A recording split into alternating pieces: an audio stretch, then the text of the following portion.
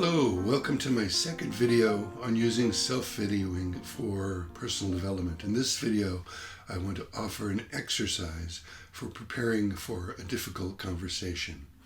But first, my name's Michael Dewan-Herrick. I'm the creator of the online store called Bazaar. You can find a link and a description below. Please come visit the store and check it out. Okay, let's get right into the topic and the exercise of preparing for a difficult conversation. In this video, I want to focus specifically on having a difficult conversation, preparing for that. I'm not going to focus on the background or how I came up with the idea of using self-videoing for personal development or how it enhances self-awareness. It would be a good idea to go back and watch my first one. It could help this one make more sense to you. So please feel free to go back and watch that. But let's get right into it. This is about preparing for a difficult conversation. This could be with a partner, a loved one, a family member, a colleague, a friend, a neighbor, really anybody that you've come into some conflict with. The person has done or said something that has upset you, and you need to address it with them. And you may be concerned about how they will react. Some of the conversations we need to have are not easy, particularly if it's with a boss or somebody who has some authority in our lives. That could be difficult. So this is about preparing for that. The reason for preparing is so that you can avoid any unnecessary problems that might come from approaching that conversation in a wrong way.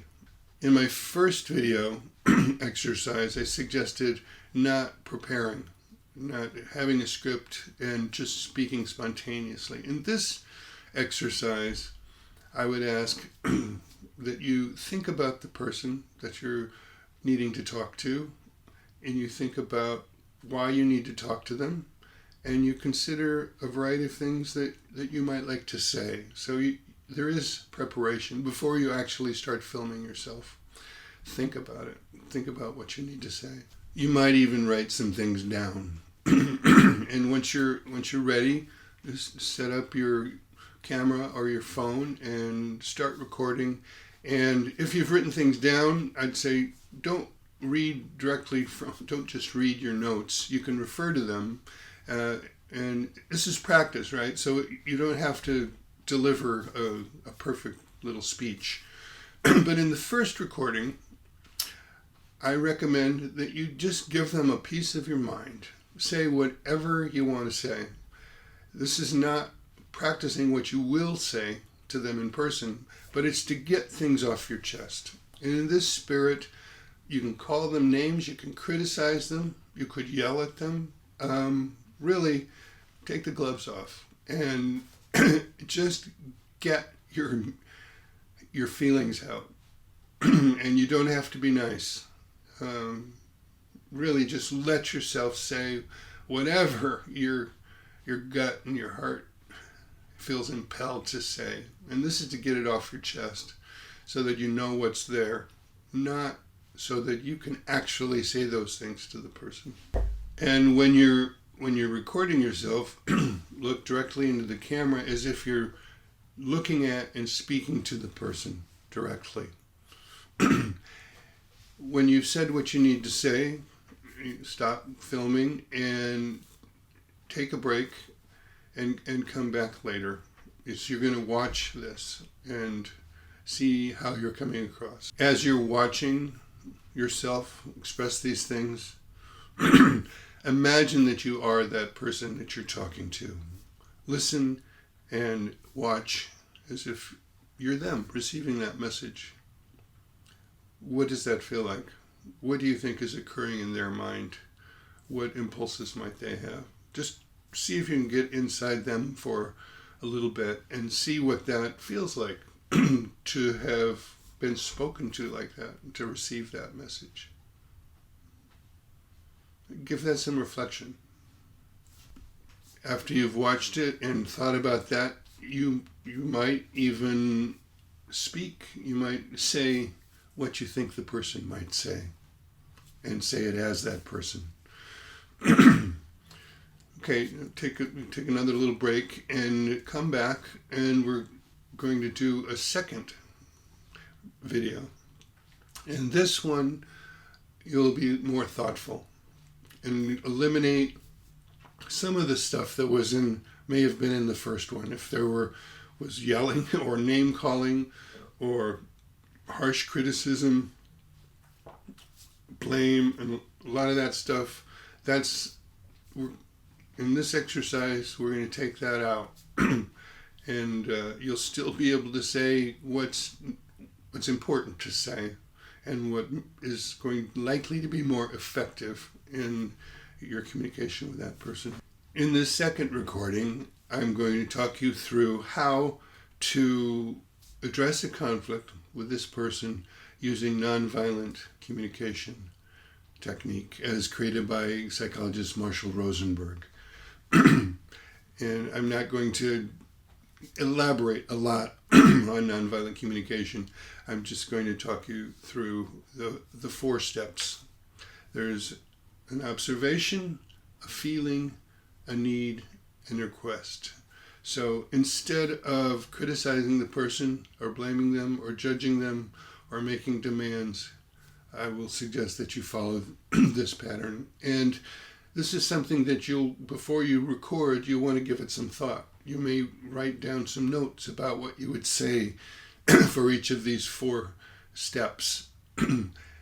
Again, though, when you're actually speaking to the camera and practicing talking to this person, I'd say try not to read directly from your notes. You can refer to them, but see if you can deliver it as spontaneously as possible, just understanding the ideas behind what you're saying. So the first step is to share an observation. And that is that you're going to tell the person what it is you noticed that they did or they said. And it's very concrete. It's not a characterization or a judgment or an analysis of their motivation. It's simply when you said, and try to quote them precisely, or if they did something, you'll state what that is. And once you've done that, if you're in person, then the person might respond. And when you're in person, you'll need them to agree that your observation matches their observation. For the purpose of the video, you're not going to be getting feedback. So just try to be precise. After you share your observation, the next step is to share the feeling that you had when that happened or that was said. Mad, sad, afraid, jealous. It's an emotion, right? Not, I feel like you don't care. That's not an emotion, that's a judgment. Or, I feel like I can't count on you. That's not an emotion. An emotion is things like mad, sad, glad, afraid, ashamed. So you say how you feel, how you felt when that happened. And because it's nonviolent doesn't mean you can't be angry. You may be angry, and you can say that you feel angry about it. Then, that's the second step. The third step is to identify the need that underlies that feeling. The reason you feel that is because you have a need that wasn't met. Rosenberg talks about universal human needs. So these are things that we can imagine probably almost everybody feels. We need to feel safe. We need to feel affection. We need information. We need privacy. We need respect. We need inclusion. So the reason that you're having this feeling is that there was an unmet need. And to avoid saying things like, you made me feel. What the person said or did was the trigger, but underlying your feeling is the need that wasn't met. So then you state what your need was. And this is something you'll have thought about before you turn on the camera, so you'll have to identify that. And it may be more than one need that you identify. That's the third step. The fourth step is to make a request. And that is not a demand or an ultimatum. And you're going to be prepared for the person to possibly not agree. It's also possible, and this won't happen in the video, but in person it may happen, that you'll negotiate what the person can do to correct or take care of whatever it is that happened where your need wasn't met. So that's the fourth step. You make a request. And that's pretty much the end of it. Because you're not, obviously, because you're recording, you're not getting feedback, and there's not a dialogue going on. This is simply to clarify what you need to say. The reason that this is better than simply dumping our feelings on somebody is that it's less likely to provoke their defensiveness. They're much less likely to react in a defensive way because they haven't been attacked or judged. It's more likely that they'll listen. It's more likely that they're going to be willing to consider and probably meet your request. When you're done, again, take a break, get away from it, come back a little bit later, and watch it. Watch how you've delivered this message using these 4 steps. Notice your word choice, notice your tone of voice, notice your other body language, and just see if there's something that you would change about that in a real live conversation with that person. And again, consider that particular person and how they might respond to what you're saying. And if there's a way to adjust what you're saying or how you're saying it to optimize that person being able to hear it and respond in a constructive way, then make a note of that, because you'll take that into your actual conversation with them. This may be enough. You may feel as ready as you're going to be if you do these 2 recordings and reflect on them. It's possible if you really want to do another one after you've considered the things you might change about the second one, you could record it a 3rd time and see how that comes out. But you may not need to do that. Now, I realize that this is a lot of work, right? It's time to do this, and it's got to be a pretty important conversation. You wouldn't want to do this for any old difficult conversation. But you probably know as well as I do that there are some conversations, some difficult conversations with key people that if they don't go well, there can be a lot more time and energy that gets invested into cleaning up the mess or dealing with the consequences. And that if you can hone your message and clarify things in this way and get a better resolution, the time that you spend recording yourself and thinking about things and writing things down and making adjustments, I believe it'll be well worth the time investment. And the reason it'll be worth the investment is that it's more likely that whatever need wasn't being met, that made this whole problem arise, it's more likely that you'll get that need met.